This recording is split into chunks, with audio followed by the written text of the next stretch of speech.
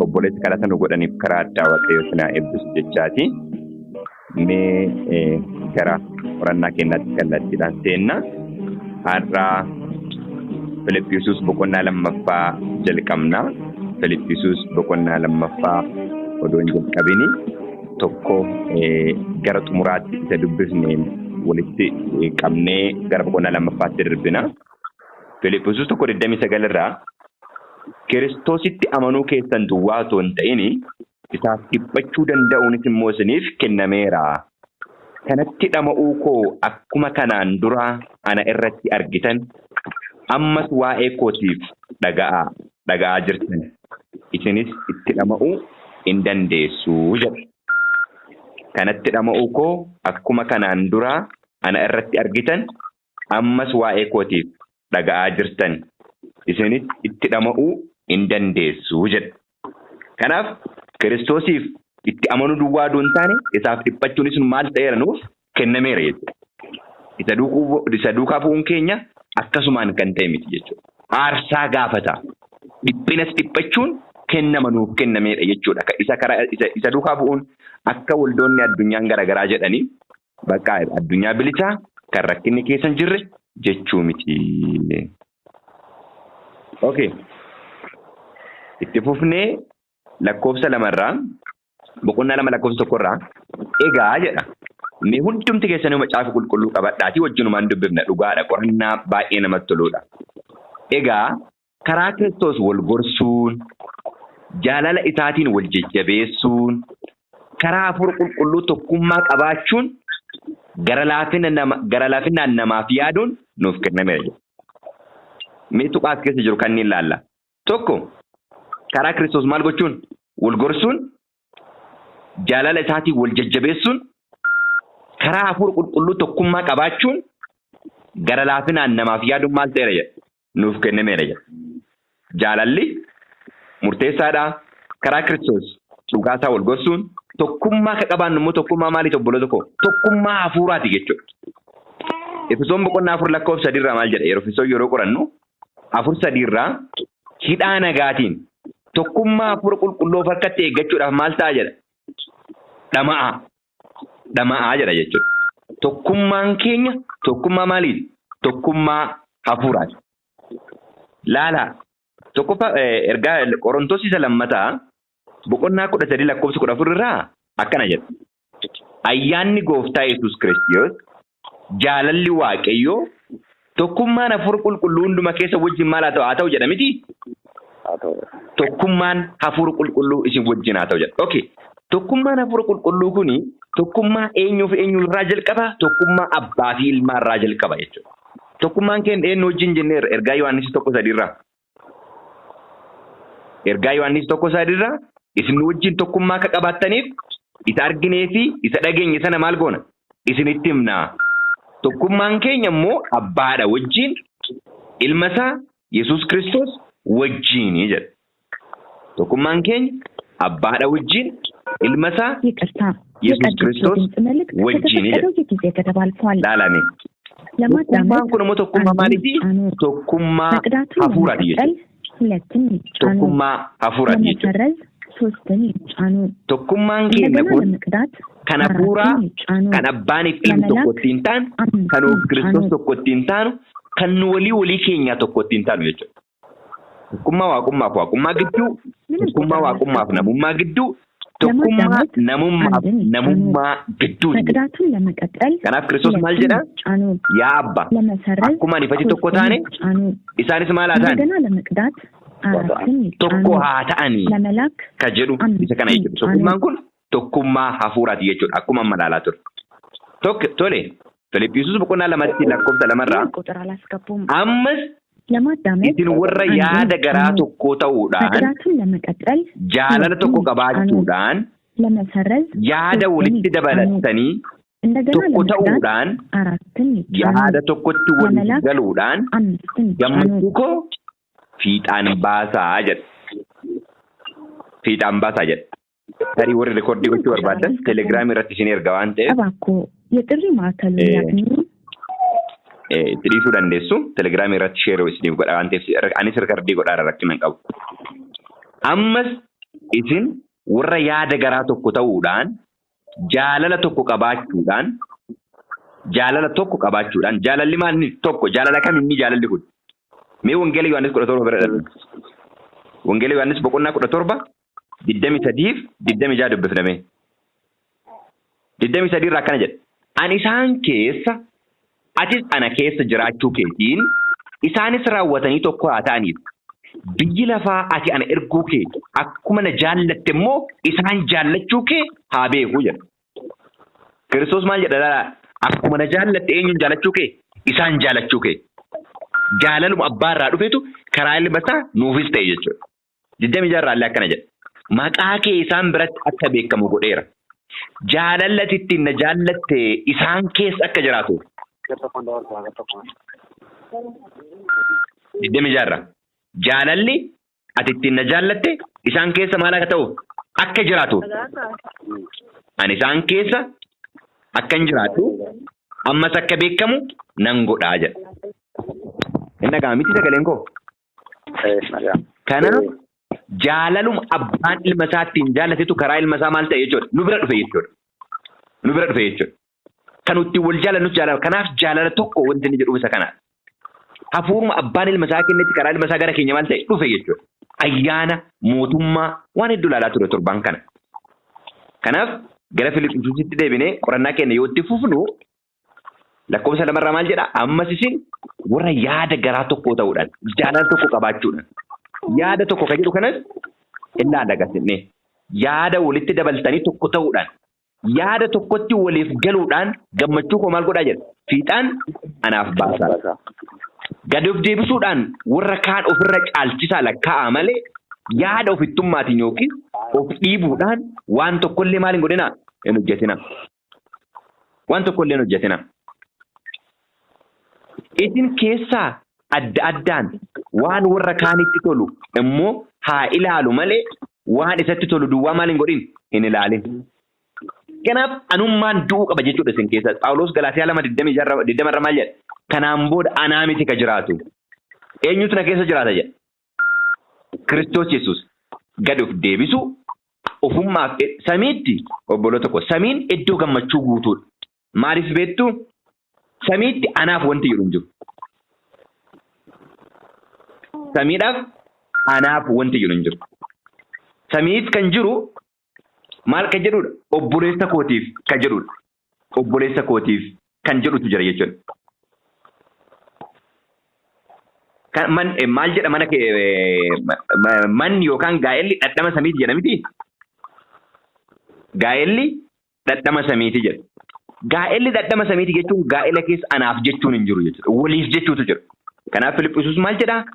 Eenyullee iddoo anaaf akka hin jenne gad of haa deebisu obboleessi koo narra caala jedhee haa yaadu. Lakkoofsa 5 irraa yaada garaa isa Kiristoos qabu ture kana maal godhaa jedha? Qabaadhaa jedha. Yaada ka jedhu kan Ingiliffisaa mee Ingiliffarraa dubbisee waan tokko akka ilaalu barbaada. 5 irraa let this mind be in you which was also in Christ. Let this mind mataan kun meesin keessaa jiraatu jedha. Roomee 11:34 irraa waan tokko qorataa turre. Roomee 11:34 irraa akkana jedha. For who has known the mind of the Lord or who has been his counselor? Eenyutu yaada garaa Waaqayyoo maal gochuu danda'a? Beekuu danda'a. Eenyutu isallee maal gochuu danda'a? Gorsuu danda'a. The mind of the Lord jedha. Inni kun eessaa fudhatameera seetu Isaayyaas 40:13 irraa fudhatame. Isaayyaas 40:13 irraa mind of the Lord ka jedhu kan akkana jedha. Who has directed the spirit of the Lord? So spirit of the Lord is the mind of the Lord. Or being his counselor that taught him. Hafuurri Waaqaa inni jedhu yaada garaa Waaqaa akka ta'e lafa kaa'a jechuudha. Roomee 11:34 fi Isaayyaas 40:13 wal bira qabnee ilaaluu dandeenya jechuudha. Yaada garaa yaadni Kiristoos keessa ture kun isin keessa haa turu jechuun hafuurri Kiristoos kun isin keessa haa taa'u yaada jedhu wal qabata jechuudha. Hafuurri Kiristoos kun isin keessa haa taa'u yaada inni qabaata ture maal godhaa? Qabaadhaa. Karaa biraatiin hafuurri keessan hafuura eenyu wajjin wal eegalu jechuudha. Hafuura Kiristoos wajjin Roomee 8:16. Roome 8:16 maal jedha? Hafuurri keessan hafuura Waaqayyoo wajjin walii galee ijoollee Waaqayyoo ta'uu keessa maal godha jedha? Dhugaa ba'aa. Gaafa hafuurri keenya hafuura seexana wajjin walii galee eenyutu nu keessa ta'a? Seexanatu nu keessa ta'a. Argitanii akka isaa dubbanna jechuudha. Gaaf Kiristoos nu keessa ta'e yoo yaada garaa isaatu nu keessa ta'a. Hafuura isaatu nu keessa ta'a. Akka isaa dubbanna jechuudha. Kana kan Phaawulos warra Filiphisiis gorsaa. Inni bifa waaqayyummaatti utuma jiru ulfina waaqayyummaa isa abbaa isaa wajjin wal isa qixxeessu wanta qabatanii itti hafanitti maal hin goone? Lakkoo. Mi'a asirratti yaada guddaa tokkoon isinii kaasa.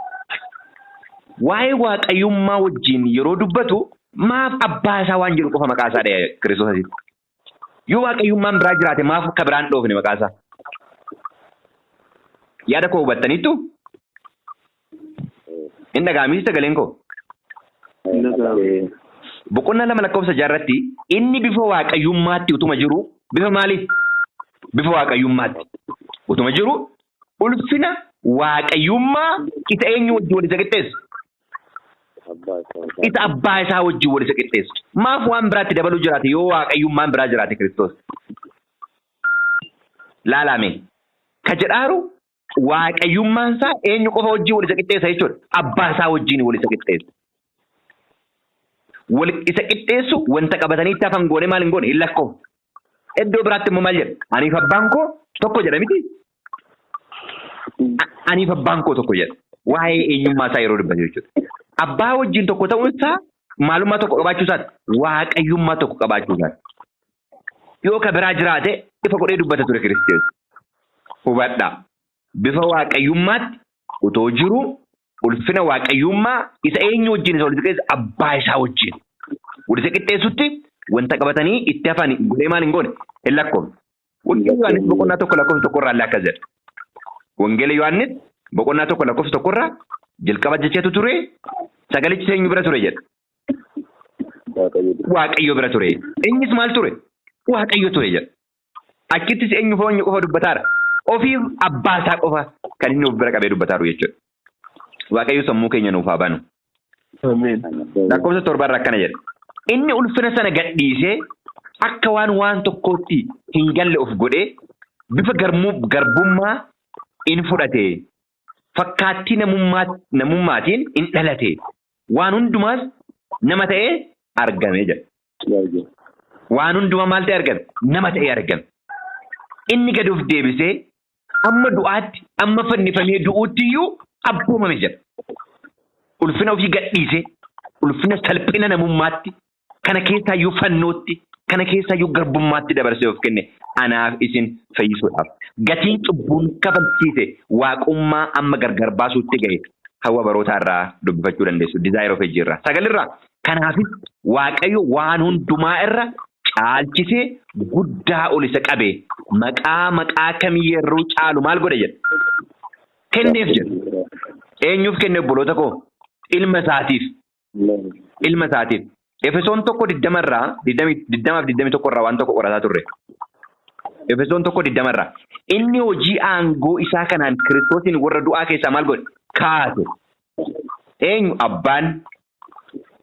Waaqa irratti gara mirga ofii isaatii maal godhe? Isa teessise. 21 gooftummaa, aboo, humna, mootummaa hamma jiru hundumaa bara kanatti bara dhufuttis waanuma maqaa dhaamuu danda'u gararraa isa oolcha jedha. Eenyu? Abbaan. Dubbii baay'ee namatti toludha. Hojii ergamootaa 2:36 ammoo akkas jedha. Hojii ergamootaa 2:36. Egaa Waaqayyo jedha. Yesuus isa isin muka irratti fanniftan kana gooftaadhaa fi masii akka godhe Israa'eloonni hundinuu otoo hin mamin haa beekanii jedhe yeroo lallaban. Waaqayyo Yesuus kana maal godhe? Gooftaa isa godhe, masii isa godhe. Du'aa isa kaase, mirga ofii isa teessise, maqaa hundumarra yoo caalu isaaf kenne. Gara mirga ofii isa kaa'e. Lakkoofsa 10 irraa lakkoofsa Filiphisiis 2:10 irraa kanaanis warri bantii waaqaa keessa jiran warri lafa irraa warri lafa jala jiran hundinuu ulfina maqaa Yesuusiif jilbiiffatanii maal godhan? Akka sagadan godhe. Nama qofa miti. Ibroota 1:6 ergamoonni illee isaaf maal godhu? Ibroota 1:6 ergamoonnis isaaf sagadu jedha. 1:6 akkana jedha. Waaqayyo ilma isaa isaan gafa waan hundumaa gara biyya lafaatti yommuu erge ergamoonni Waaqayyo hundinuu isaaf maal godhu jedha? Haa sagadan jedhe. Ameen. Ergamoonni isaaf sagadu, jilbi keenya hundinuu jilbifatee eenyuuf sagada? Kiristoosiif. Garuu lakkoofsa 11 irraa immoo akkas jedha. Arrabni hundinuu ulfina Waaqayyo Abbaatiif Yesuus Kiristoos gooftaa akka ta'e maal haa godhu jedha?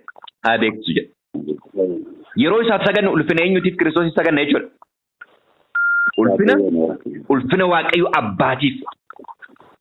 Kana hundumaa kan godhe, kan jireenya karaa ilma isaa nuuf kenne eenyudha jechuudha? Abbaa isaati. Abbaa isaati. Karaa ilma isaa waan hundumaa kan nuuf godhe. Kanaaf lakkoofsa 6 waaqummaa isaa kan eenyu wajjin wal isa qixxeessu? Abbaa isaa wajjin wal isa qixxeessu akka waan tokkotti lakkoofna jedha. Kanaaf jilbi hundinuu yeroo jilbilfatu ulfina Waaqayyo Abbaatiif Kiristoos gooftaa akka ta'e isaaf haa sagadu. Ulfina eenyutiif? Ulfina Abbaatiif. Kanaaf erga ergamaa 1ffaa keessatti yeroo murteessaa waan ga'eef Waaqayyoon sodaadhaa, ulfina illee kennaafi isa burqituu galaana bishaan uumeef sagadaa yeroo jedhu eenyuuf saganna jechuudha? Kiristoosiif ulfina Waaqayyo Abbaatiif saganna jechuudha. Kanaaf kan sagadamuuf Kiristoosiif Abbaa isaatiif jechuudha. Uumamni mul'anni boqonnaan 5 lakkoofsi 13 kana ifa godhee lafa nuu kaa'e. Abbaa isaatii fi ilma isaatiif akka sagannu. Uumaaf akka sagannu. Abbaan immoo karaa ilma isaa waan hundumaa maal godhe? Uume jechuudha. Kun ergaa ergamaa 1ffaati waa'ee waaqummaa beekuun baay'ee. Tole 13 irraa Waaqayyo akka akeeka isaa isa gaariitti hojjechuudhaaf fedha akka qabaatanitti akka hojjetanitti isin gidduutti maal godha jedha? Hin hojjeta jedha. Hubadhaa. Hin hojjeta jedha. Kanaaf waan gaarii yaaduunis fedha qabaachuunis hojjechuunis eenyu biraa kenname? Waaqayyo biraa nuuf kenname jechuudha. Kenname jechuudha. Tole. Akkana jedha gastiqee. Waan hundumaa gungummii fi murkii malee maal godhaa? Godhaa. Gungummii malee murkii malee godhaa jedha. Sababni isaa waan gaarii akka hojjettanis akka yaaddanis kan isin keessa godhu eenyudha? Waaqayyodha waan ta'eef jedha. 15. Ijoollee Waaqayyoo warra waan itti komataman hin qabne, warra mudaa haxxummaas hin qabne akka taataniif isin dhaloota micciiramaadhaa fi karaa irraa kaate gidduu biyya lafaa irratti akka ibsaa hin ibsitu jedha. Ameen. Akka ibsaa hin ibsitu jedha. Akka ibsaan ibsinu kun ibsaa eenyuti? Isaayyaas boqonnaa 60 mee dhaqnee ilaalla. Isaayyaas boqonnaa 60 lakkoofsa 1 akkana jedha. Oduu baay'ee namatti toludha. Ifni kee dhufeera.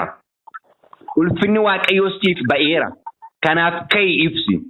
Kunoo dukkanni lafatti nuffisa. Dukkanni limixiin saba lafa irraan dhoksa. Siif garuu ifni Waaqayyoo siif hin ba'a. Ulfinni isaas irratti maal godha jedha? Hin argama jedha.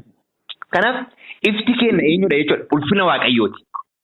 Ifti kenna maalidha obboloota koo? Ulfina Waaqayyooti. Kiristoos ammoo akkana jedha Wangeelaa Yohaannis 17 irratti 17:22 irraa. Hundi keenya yoo akkuma beenyu 17:22 irraa akkuma nuyi tokko taane isaanis tokko haa ta'aniif ulfina ati naaf kennite isaaniif maal godheera jedha? Kenneera jedha. Ifni kun ulfina Waaqayyooti jechuudha. Isa karaa eenyu arganne nu? Isa karaa Kiristoos arganne. Isa abbaan ilma isaatii kenne, isa Kiristoos immoo nuuf kenne, isa kanaadha jechuudha ulfinni keenya kan addunyaadhaa fi obboloota koo. Ifni kan kee maal ta'eera jedha? Siif dhufeera ka'iitii addunyaa maal godhaa? Ibsaa. Eessa jirtu jedha? Dhaloota micciiramaa gidduu jirtu jedha obboloota koo. Ijoollee Waaqayyoo warra waan itti komataman hin qabne, warra mudaa haxxummaas hin qabne akka taatanii isin dhaloota micciiramaadhaa fi karaa irraa kaate gidduutti biyya lafaa irratti akka ibsaa hin ibsitu jedha. Ibsaan kenna maalidha? Dubbii isaati ulfina Waaqayyooti jecha. Dubbiin kee maal jedha Daawit? Karaa kootiif ifaa, daandii kootiif ibsoo jedha. Inni kun dubbii isaati jechuudha. Ulfina isaati jechuudha.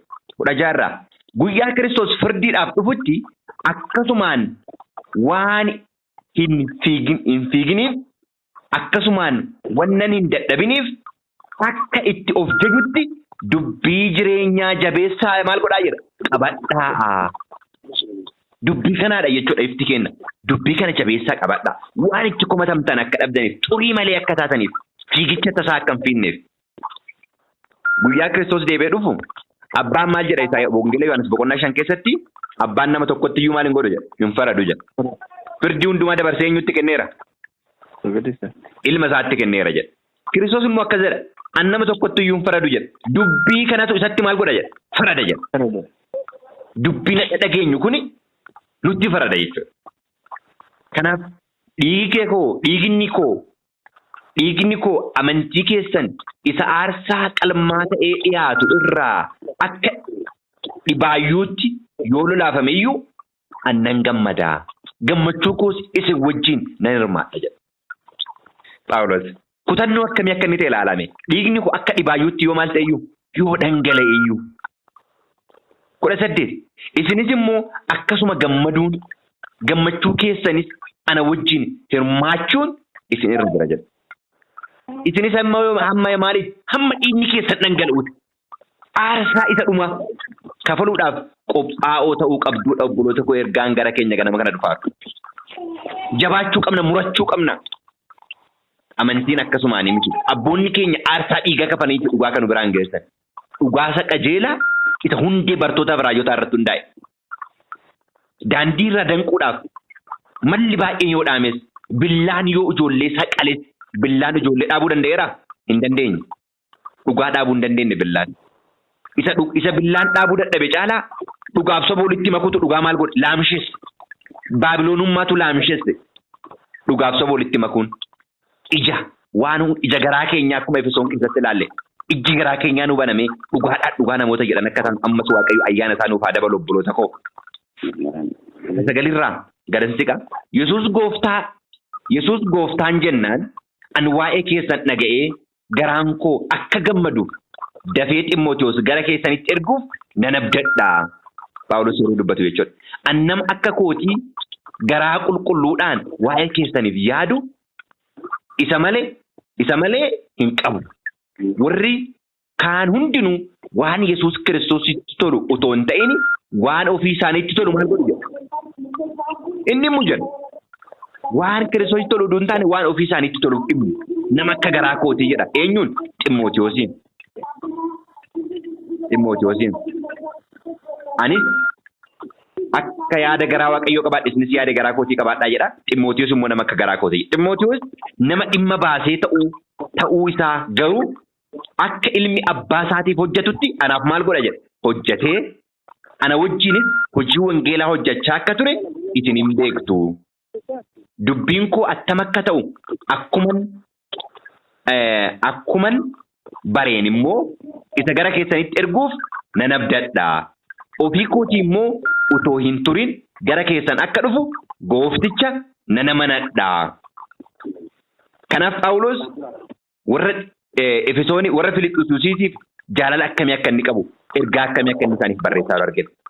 An Ephaafroodiixoosiin obboleessa koo hojiitti wal'aansoo keessatti hidhata koo isa isin wanta anaaf barbaachisetti hojjetaa akka ta'uuf ergamaa godhattan sana deebisee gara keessan erguun barbaachisaa anatti fakkaate. Inni hunduma keessan yaada waan isin dhukkubsachuu isaa dhageessaniif garaan isaa dhiphachaa ture jedha. Waa'ee namoota lamaa ragaa baaraas keessatti. Waa'ee Ximootiyoos, waa'ee Ephaafroodiixoosiin. Kanaaf obboloonni waliif dhugaa ba'uun baay'ee barbaachisaadha jechuudha obboloota koo. Obboloonni waliif dhugaa ba'u maal irratti hundaa'anii? Isa barraa'e irratti hundaa'anii. Amala walii arguu isaanii irratti hundaa'anii. Nuti waliif dhugaa ba'uu dandeenya jechuudha. Maal irratti hundoofne? Isa barraa'e jireenya dubbii dhugichaa irratti hundoofne jechuudha. 27 irraa. Inni illee dhuguma dhukkubsatee du'ee oole. Waaqayyo garuu isa maareera. Isa duwwaa utuu hin ta'in inni gadda irratti gadda akka hin dabalamneef anaafis araara maal godhe jedha. Ephaafroodiixoosiin dhukkubni gara du'aatti isa geessu ture. Waaqayyo garuu maal godhe? Isa maare. isa maaruu duwwaa duun taane anas gadda irratti gadda maaliin goone jedhe natti hin daballe araara naaf godhe jedhe waliif kadhachuun kenna ba'aa walii baadhachuun kenna walirraa qoodamuu akka ta'eetiin jedhe argineef hin jenna jechuudha asirratti akka Phaawulos lafa nuuf kaa'uti. Ergasii immoo isin isa arguutti akka gammaddaniif gaddi koos akka salphatuuf caalaatti ariifadhee isa gara keessanitti maal godheera jedhe ergeera. 29 egaa maqaa gooftaatti gammachuu guutuudhaan isin isa maal godhaa himaa namoota akkasiif ulfina kennaa.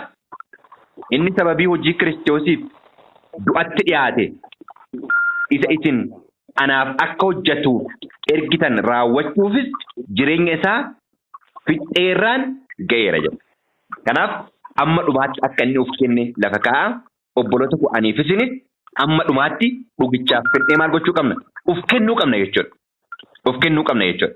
Dhugaa kanatti qabannee warra dhugaadhaan dhugaa jedhan warra sobaan soba jedhan akka taanu Waaqayyo kan nageenya nuuf haa eebbisu. Ameen.